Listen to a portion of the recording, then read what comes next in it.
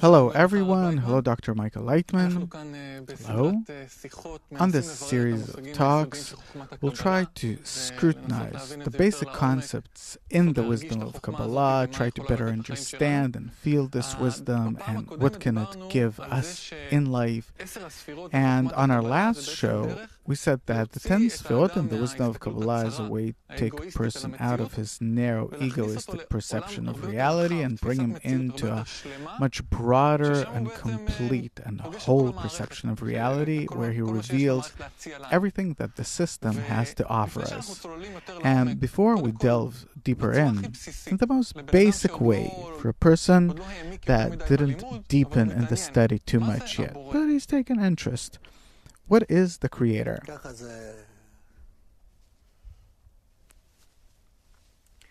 The Creator is everything.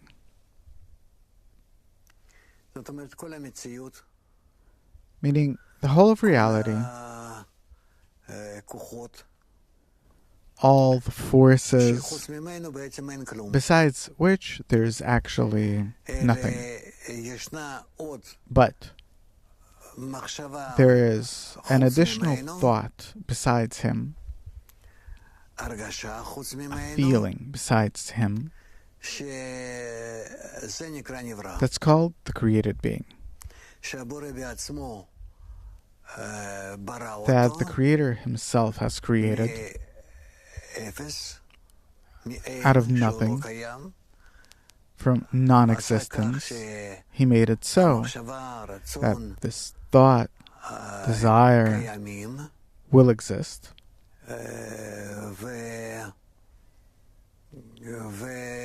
And that's called creation. That's called creation.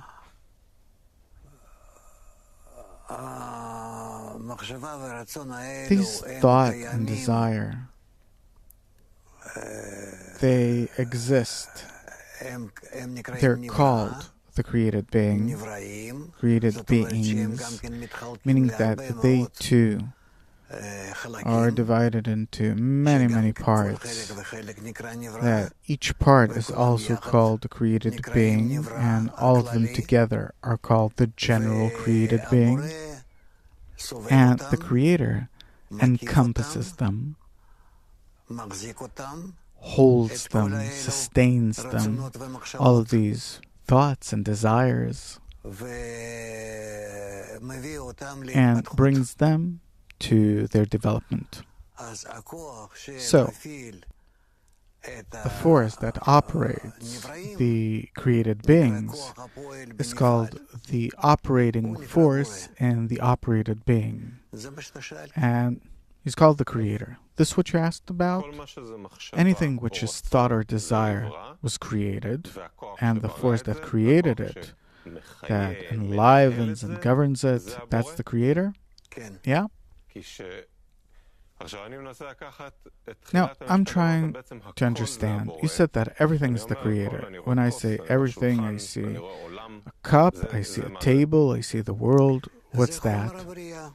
It is the matter of creation that was created by the Creator as well. And that's how it exists.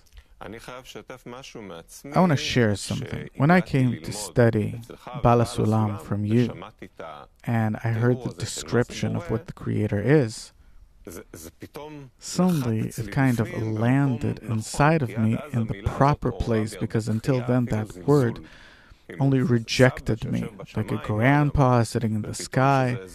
And suddenly, when I heard that it's a force, like all the forces of nature that governs, suddenly the entire system clicked. Now, you came from the field of science. You're a scientist. You came to this wisdom from science. The word Creator, what was it for you before you came to the wisdom of Kabbalah, and how did you make the transition from science to the spiritual? For me, the Creator is nature, everything that exists, on the one hand, and on the other hand, above everything that exists. Meaning, it is the initial force that operates the whole of reality, that besides of it or him, there's nothing else. That's the source. Well, suppose source, yeah.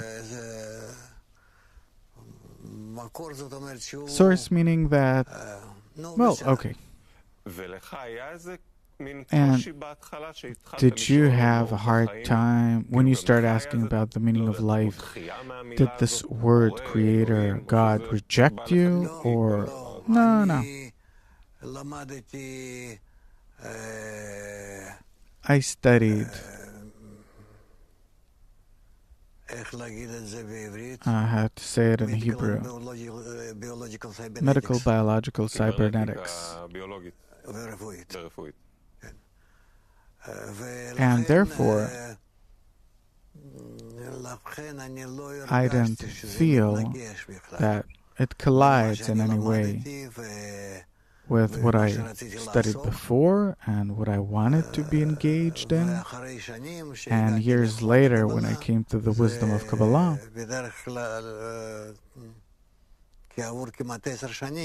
almost 10 years later, after I came to the wisdom of Kabbalah,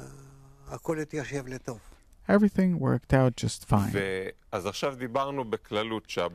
So we said in general that the Creator is the force that governs everything, and the created being is the thought and desire. So, in the simplest way, what's the purpose of the whole of creation then? To govern. What do you mean?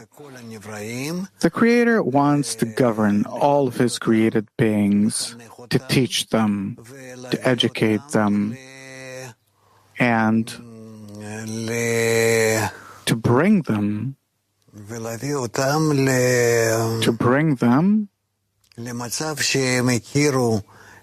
to a state where they will acknowledge creation, come to know it and Him. And what do they get out of it? What do they get out of knowing Him and creation? They'll know what's the meaning of life, the purpose of life, the reason for which everything exists. I'm a part of the created beings from what I understand, and so if I know everything and attain everything, then what? Then, okay, great, I attained it, suppose. What's the goal? Do you know who you are, what kind of reality do you exist in? When does it begin and when does it end, or where does it end, this reality? How can you influence your fate? Meaning, you start climbing the degrees of attainment and what you feel to the degree where the Creator is. Is there an end to this ladder? They say there is. I don't know yet. So, climbing the ladder goes through a system called the Ten Sefirot. We'd like to read a short excerpt by Bala Sulam from the preface to the Sulam commentary. He writes, "These are also the 10 coverings of His light, established so the lower ones can receive His light. This is like the light of the sun, which is impossible to look at unless through darkened glass that diminishes its light and makes it suitable for the eye's ability to see. Similarly, had His light not been covered by these 10 coverings called Ten Sefirot, in which each lower one further covers His light." Meaning, without that, it would have been impossible to see. And why did the Creator need to cover Himself from us? To cover or to reveal. This is how we always are in relation to everything in life. When we reveal as a result of something previously being concealed. So the Creator too, He conceals Himself. We feel that there is something here that's concealed from us, that it is worthwhile for us to reveal it, to open it. After we establish our need for revelation thoroughly, then the Creator reveals Himself. So that's what the concealment is for us to have the need for it? Right. It's like hunger, appetite, and satiation. Why 10? This is something that we need to learn. 10, it's not that's how it was from the start. But in order to reveal the Creator fully and completely, for us to both have the desire, the need, our own participation, understanding of Him, the ability to grow in this sensation, common sensation, then we need to be tied to Him through 10 states. And then we discover Him in a whole and complete fashion. So there are like 10 different flavors of connection to Him, right? He gives an example with the darkened glass in order not to harm your vision. What's this sense in which I get to know the Creator that I might get hurt unless I have this kind of veil, that I can get hurt? Right, the eyes, because we're not talking about my own eyes, but what's the sense that we protect? In order to reveal the Creator fully, completely, gradually, so that I'll come to know different qualities of His, forms of His revelation toward man, ways of His revelation to man. So I need to reveal Him. For that, I need to reveal Him gradually, step by step. That I can learn, I can keep it, that I can manage it. The form of the revelation of the Creator in which the Creator reveals Himself to me. I can change myself, and to understand how do I change the way of His revelation, to what extent, how. And what's this sense? What perceives Him in man? Man, the revelation of the Creator fulfills man. Inside us, there's this empty place that we discover Him, and we discover that the Creator fulfills it.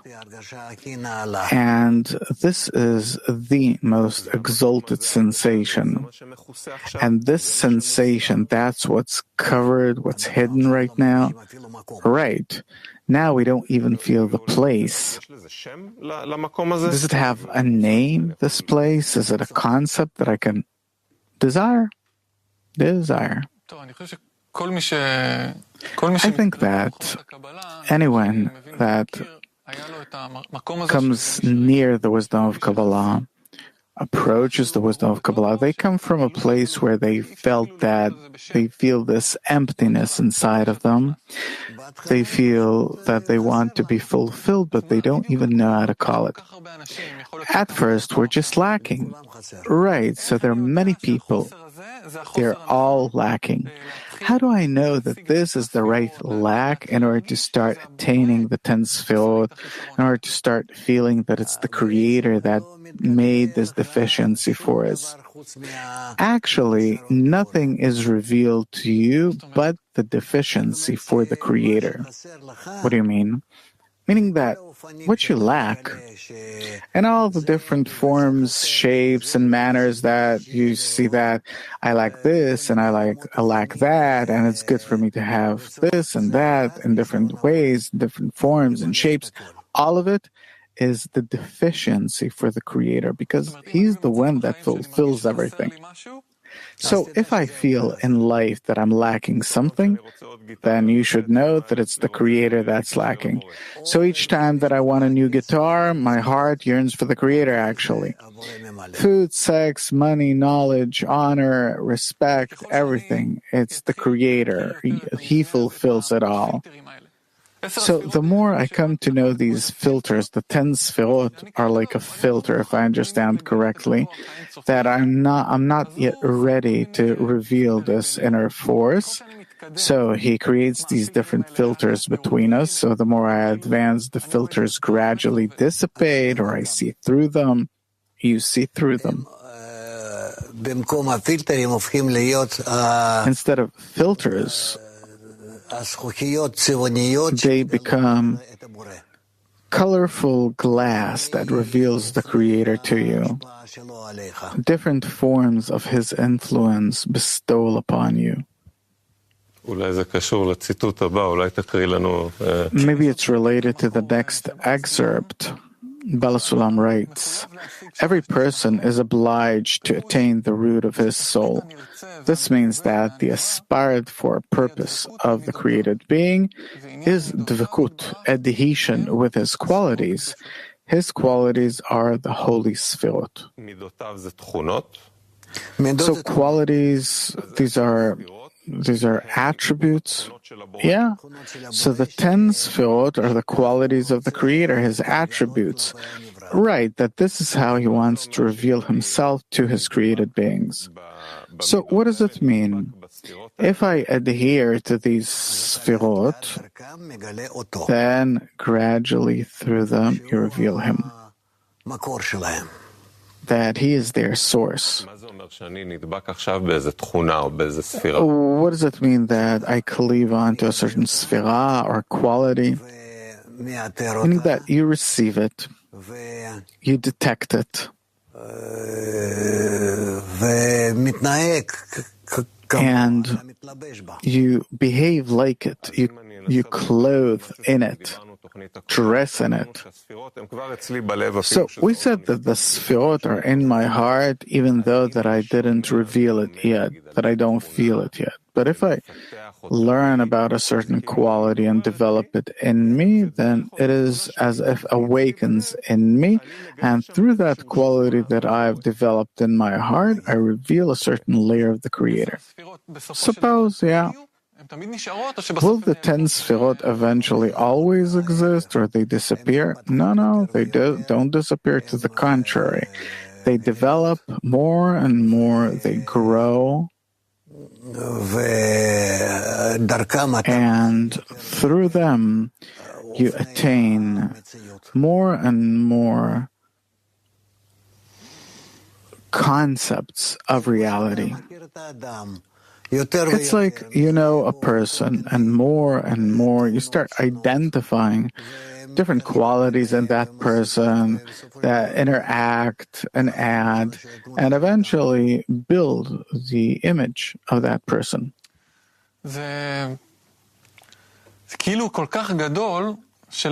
It's like so big that for a person that hears it now, it's like all in all he feels only the very first beginning deficiency, shortcoming.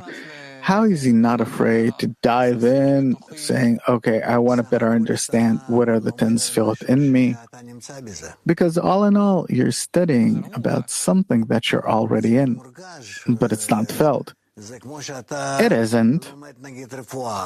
It's like you study medicine, for example. So you don't feel what goes on in your body, but gradually, as you study it, you can start identifying that these things are happening in your body. So when there is such an extended process, because studying medicine seemed always impossible to me because it's like 7 years, it seemed so great that it didn't even seem as an option to start studying it. Because there are things that I understand that I won't do in this lifetime. So the wisdom of Kabbalah too, Creator, the system of nature, seems very big. How to help a person not to be afraid of getting into it because it seems so great. This is our life. And we're in them already. We're in it. You didn't choose whether to be born or not. And therefore, there's nothing that can be done here. But only to know the meaning of life, the purpose of life. Everything that there is in your reality, you want to be in it some more. So why not get into it a bit? And how long until we get our degree? Well, you're saying that if to become a doctor you need 7 years, then here it's up to you. It's not predetermined, but it takes time, and a lot of it. A lot of it meaning several years as well. I remember that when I came to study here, to study Bala Salam from you, then after years of searching, it was written in a way that is so ready to be served, so clear, that how could it be that it's already so prepared and I didn't hear about it anywhere, because it seems like it went through so much processing that it's like suitable for any child to just take it and start working with it. So what I didn't understand is, where was it all this time? Because it's ready, it's made. Here, take it, please. You were ready. Okay, so let's hope that more and more people that watch these shows and the clips that we make, that they too will get the feeling that it's worthwhile trying. It is, for sure. Thank you very much, Dr. Laitman. I thank you. All the best.